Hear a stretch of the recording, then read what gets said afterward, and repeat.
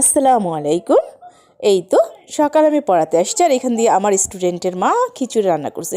তো খিচুড়ি যেহেতু আমি খুব পছন্দ করি তাই সে আমার জন্য খিচুড়িটা বলল যে আপনি একটু খিচুড়িটা খেয়ে যান।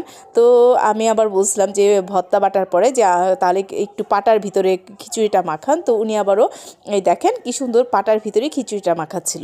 পাটার ভিতরে কিন্তু খিচুড়ি হোক ভাত হোক এটা মাখানোর পরে কিন্তু টেস্টটা অনেক বেড়ে যায়, তাই না বলেন?